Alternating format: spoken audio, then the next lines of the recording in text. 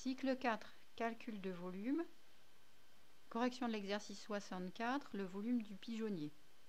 Un pigeonnier est constitué d'un cylindre de révolution que j'ai dessiné ici, de hauteur 7 mètres. Comme je vous le dis toujours, faites des dessins. Et de rayon 2,5 mètres. Donc ça, c'est 2,5 mètres. Surmonté d'un cône de hauteur 4 mètres. Et avec le même rayon, hein, le pigeonnier ne part pas en s'évasant ou ne monte pas en diminuant, donc c'est toujours le même rayon, 2,5 mètres également. Et on veut calculer le volume du pigeonnier avec un arrondi au décimètre cube. Voilà, le problème est posé. Donc le volume total, eh bien, ça va être le volume du cône plus le volume du cylindre. Voilà. Donc une fois que j'ai posé ça, bon, c'est pas bien compliqué, je vais calculer chaque étape une par une.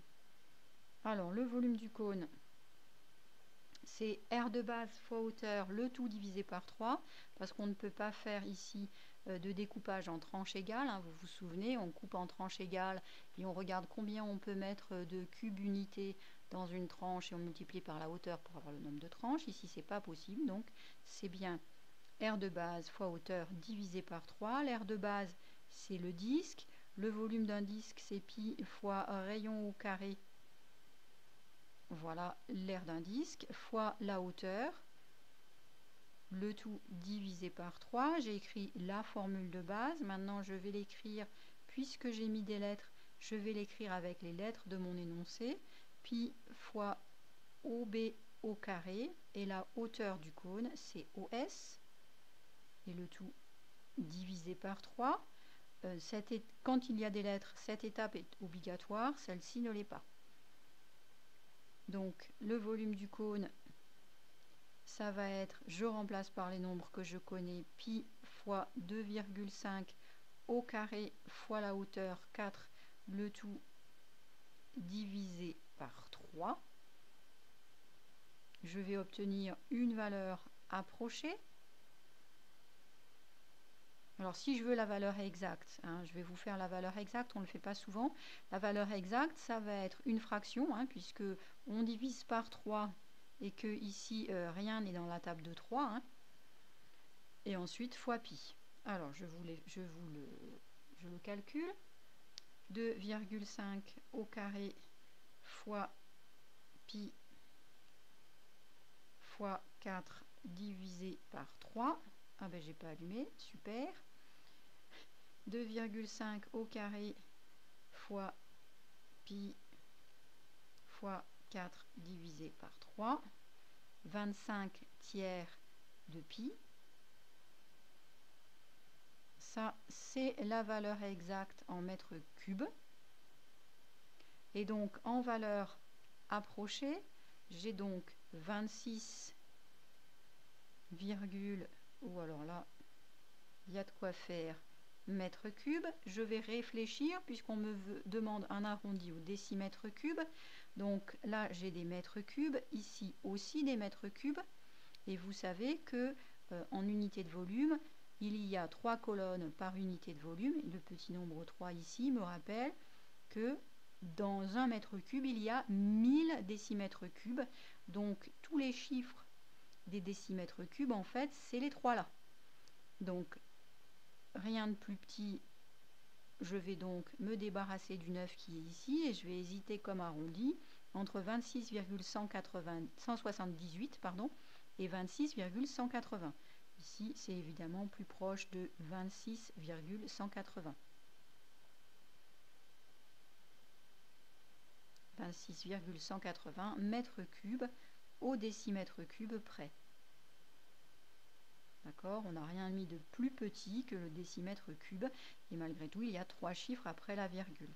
Maintenant, je vais calculer le volume du cylindre, qui est donc la base de mon pigeonnier. Le volume du cylindre, c'est R de base fois hauteur. Je peux couper en tranches égales, donc je ne divise pas par 3. Alors l'air de la base, c'est aussi un disque fois la hauteur.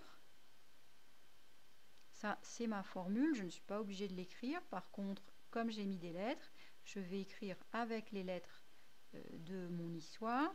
Donc pi fois OD au carré fois O'. Le volume du cylindre est donc égal, je remplace par ce que je connais, pi fois 2,5 au carré fois 7. Je vais donner une valeur exacte si vous voulez, de manière à ce qu'on ait quelque chose de cohérent avec ce que l'on avait fait avant. Alors c'est parti, 2,5 au carré fois 7 fois pi. Ça me donne 175 quarts de pi. Ce sont des mètres cubes et c'est la valeur exacte. Maintenant, une valeur approchée. 137,4446 mètres cubes.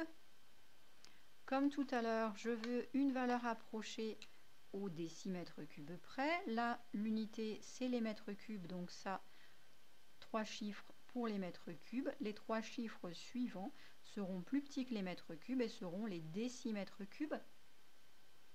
Donc, je vais arrondir soit à 137,444 mètres cubes, soit à 137,445 mètres cubes. Je vais choisir ici 137,445 mètres cubes, puisque derrière le 4, j'ai un 6. C'est supérieur ou égal à 5. Donc le volume du cylindre est environ égal à 137,445 mètres cubes. Voilà mon résultat intermédiaire. Et maintenant, je vais donner le volume du total, c'est-à-dire le volume du pigeonnier, puisque c'est ce qu'on me demande. C'est égal environ. Donc c'est égal au volume du cône plus le cylindre. Donc c'est environ égal à 137,445 plus 26,180, le volume du pigeonnier. Si j'arrive à écrire, environ égal à, donc j'ai dit 440,5 plus 26,180, 163,625 mètres cubes. Voilà le volume du pigeonnier au décimètre cube près. Il s'agit bien d'un volume en mètres cubes au décimètre cube près et pas d'une conversion en décimètre cube.